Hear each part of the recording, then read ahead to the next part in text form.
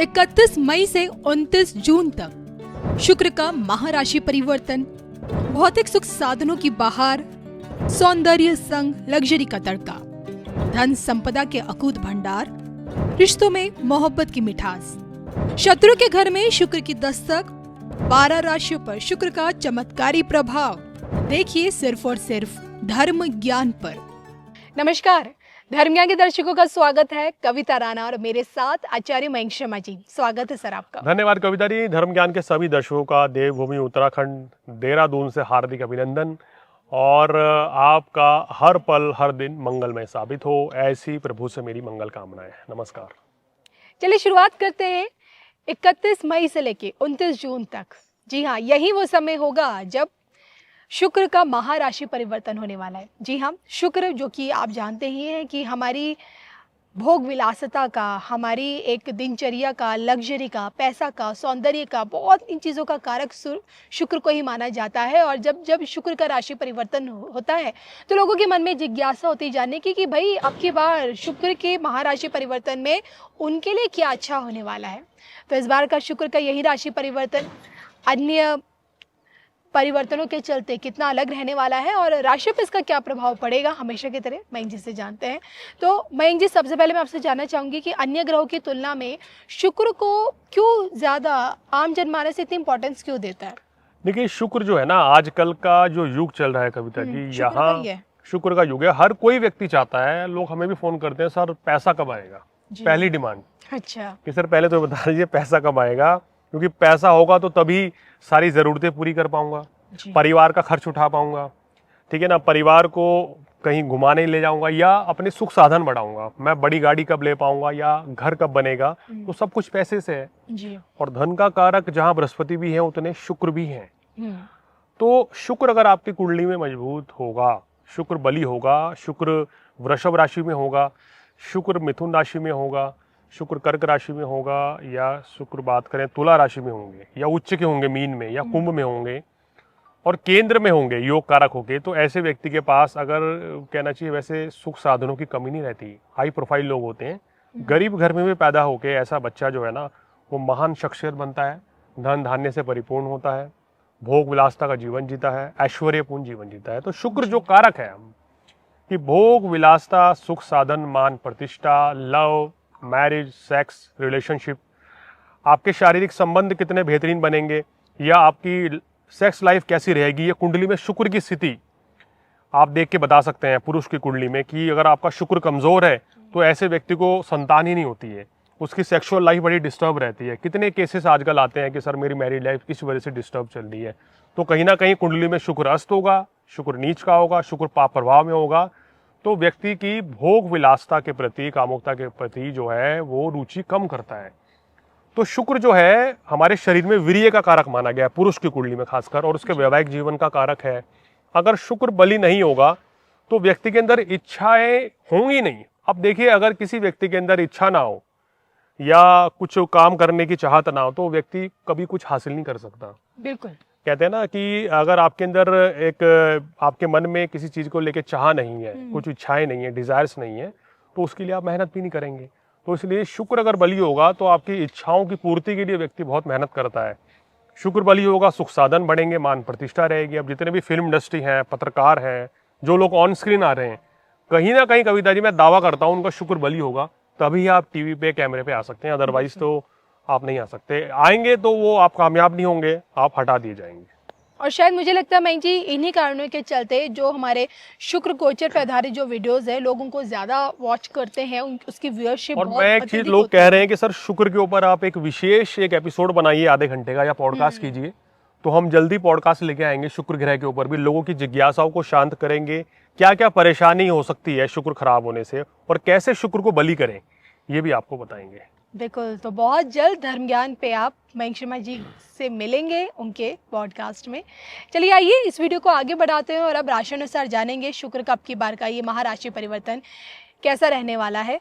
सबसे पहले मैं जी शुक्र का गोचर के बारे में आपसे जानना चाहूंगी। देखिए, शुक्र मेष राशि में आ रहे हैं, अभी तक उच्च के थे, लंबे समय तक उच्च के चल रहे थे, लेकिन यहाँ इस बार उच्च के होके भी मिले जुले परिणाम दिए हैं, क्योंकि जी। आपको पता है कि चतुर्ग्रह योग लंबे समय से बना हुआ था कि बुध भी साथ में थे, नीच भंग राजयोग भी बन रहा था, साथ में राहु भी थे, शनि भी थे, तो ऐसे में शुक्र की पावर कुछ कमजोर हो जाती है। अशुभ ग्रहों के चलते। हाँ जी। और अगर कहीं ये सप्तम भाव में या अष्टम भाव में या द्वादश या छठे में बना, तो खासकर छठे, अष्टम और सप्तम में, तो कहीं ना कहीं वही है कि आपके संबंधों में परेशानी पैदा होना। जी। तो इसीलिए कहीं ना कहीं परेशानियां चल रही थी, दिक्कतें चल रही थी। अब वर्तमान स्थिति क्या है कि शुक्र को एक फ्रीडम मिली है, उच्च के तो नहीं है, लेकिन शत्रु के घर में जा रहे हैं मेष राशि में, और मेष राशि में शुक्र का जाना यानी एक तरीके से मंगल के घर में जा रहे हैं, तो व्यक्ति को भोगी ज़्यादा बनाएगा, कामुकता वृद्धि होगी, यानी कि सेक्स लाइफ आपकी बढ़ेगी, इन चीज़ों की डिज़ायर बढ़ेगी, आपकी इच्छाएं होंगी कि हम अपने जीवन में भोग को भोगें, भोग विलासता पूर्ण करें, सुख साधन बढ़े, पैसा बढ़े, तो इन सब चीज़ों की वृद्धि करते हैं शुक्र जब मेष राशि में आएंगे। तो यहाँ शुक्र पूर्ण रूप से एक फ्रीडम है, अब उनके पास पूरी पावर है, तो वो क्या गुल खिलाएंगे 12 राशियों के ऊपर, अब इसकी चर्चा होगी। बिल्कुल, आइए फटाफट से राशि पर चलते हैं और बात करेंगे सबसे पहले मेष के बारे में ही। मेष राशि में ही आ रहा है तो बहुत अच्छा रहेगा, ये आपकी लव लाइफ, मैरिड लाइफ के लिए बहुत अच्छा रहेगा, और आपका स्वास्थ्य भी अच्छा रहेगा, धन धान्य की वृद्धि होगी, व्यापार अच्छा चलेगा। तो मेष राशि वालों के लिए भाई ये गोचर बहुत ही शानदार है, इसका लाभ उठा सकते हैं। कला फिल्म इंडस्ट्री में है तो इस समय आपके द्वारा कोई भी प्रोजेक्ट जो करेंगे आप आने वाले 28-29 दिन में, वो सुपर डुपर हिट साबित होगा। वृषभ के लिए? वृषभ राशि वालों के लिए बहुत अच्छा है। क्यों अच्छा है? क्योंकि 12वें भाव में शुक्र को बलि कहा जाता है, खर्चे बहुत कराएगा, अति कामुकता, अति भोग विलासता से वृषभ राशि वाले बचें, अन्यथा बदनामी भी हो सकती है जी। तो इसलिए यहाँ आपको संभल के चलना है। समझदार को इशारा काफी है, मैं क्या कहना चाह रहा हूँ। इस समय सेहत का थोड़ा सा ध्यान रखें, क्योंकि यहाँ गुप्त शत्रु या गुप्त रोग से आप परेशान रह सकते हैं। बाकी गोचर आपके लिए बहुत शानदार है, विदेशों से लाभ कमा सकते हैं, धन लाभ होगा। मिथुन के लिए मैं जी? इनके लिए तो सबसे शानदार है, एकादश भाव में आ गए हैं शुक्र, तो ये आपके धन कोष में तेजी से वृद्धि करेंगे। अगर आप व्यापारी हैं तो देखना आपका व्यापार बहुत अच्छा चलेगा, संतान की तरफ से शुभ समाचार की प्राप्ति होगी, मान प्रतिष्ठा बढ़ेगी, और नए काम कारोबार की शुरुआत होती हुई नजर आ रही है। कर्क राशि? दशम भाव में गोचर वश जब शुक्र आते हैं तो थोड़ा मिला जुला देते हैं। हालांकि यहाँ आपके भाग्य, माफ कीजिएगा, आपके चतुर्थ भाव के कारक हैं, सुख साधन बढ़ाएंगे, धन लाभ की वृद्धि होगी, लेकिन कार्यस्थल पर किसी के साथ मनमुटाव हो सकता है। मैं सलाह दूंगा अपने वरिष्ठ अधिकारियों की, बॉस की सलाह मानेंगे तो कामयाबी अर्जित कर पाएंगे। और सुख साधनों के लिए कार लेनी है आपको, घर लेना है, तो ये समय काफी अच्छा रहेगा। सिंह राशि? सिंह राशि के लिए बहुत अच्छा है, भाग्य वृद्धि के योग है, कर्म की वृद्धि होगी, रुके हुए कार्य आपके सारे पूर्ण होते हुए नजर आ रहे हैं, नौकरी में तरक्की होगी, अगर आप बेरोजगार हैं तो नौकरी लगेगी, धन लाभ होगा, और इसके साथ साथ ही आपके प्रेम संबंध भी मजबूत हो रहे हैं। कन्या? कन्या राशि वालों के लिए गोचर उतना अच्छा नहीं रहेगा, क्योंकि अष्टम भाव में शुक्र कभी गोचर में अच्छा नहीं करते हैं जी। अब यह धन का और भाग्य कारक है, तो इन दिन दोनों चीजों में शुक्र थोड़ा कमी करेंगे। भाग्य रुक रुक के साथ देगा, धन रुक रुक के आएगा, व्यापार कभी मंदा चलेगा, कभी तेजी रहेगी। मैं सलाह दूंगा किसी को पैसा उधार ना दें जी। बड़ी इन्वेस्टमेंट करनी है तो कुंडली दिखाकर करें, और थोड़ा सा स्वास्थ्य का ध्यान रखें। आपको इस समय क्या करना है कि संयम रखना है ना, ईमानदारी से चलें, किसी के साथ झूठ इत्यादि उन चीज़ों से बचें, और कहना चाहिए परिवार के साथ सामंजस्य बिठा के रखें। तुला राशि? बहुत ही बढ़िया है कविता जी, तुला राशि वालों के लिए दुगना लाभ मिलेगा, यानी कि यहाँ आपकी सेहत अच्छी हो रही है, काम कारोबार अच्छा चलेगा, नौकरी में सफलता मिलेगी, और एज वेल एज आपकी जो स्पाउस है उनको भी बड़ा लाभ मिलेगा, उनके भी कहना चाहिए काम कारोबार में वृद्धि होगी। आप दोनों की मैरिड लाइफ बहुत अच्छी रहेगी, परिवार को पूरा समय दे पाएंगे।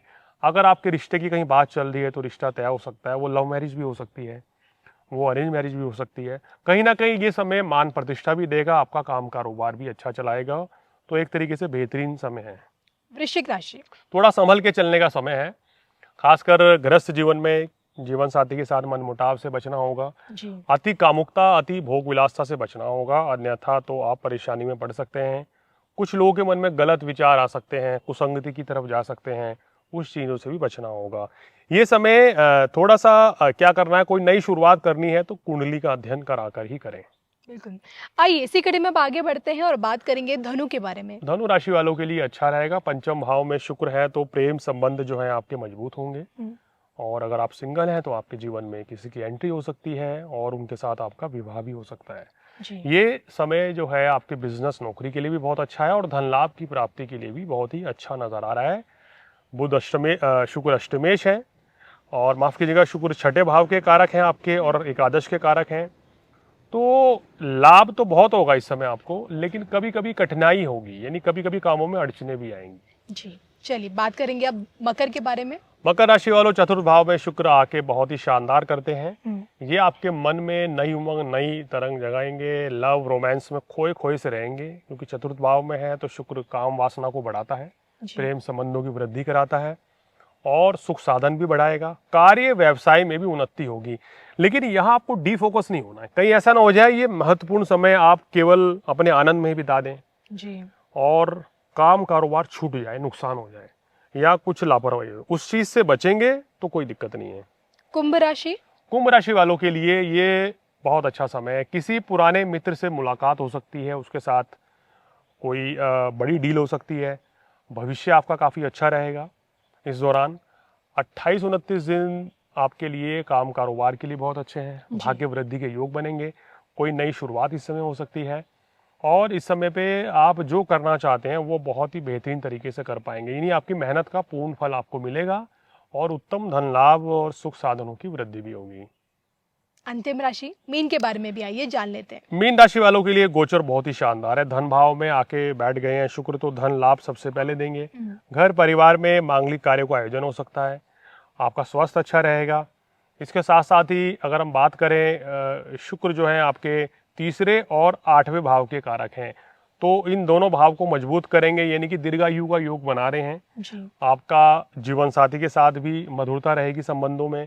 कभी कभी मन में नकारात्मक विचार लगन में शनि के चलते आ सकते हैं या वैराग्य के भाव जाग सकते हैं, तो उस चीज से आपको बचना होगा।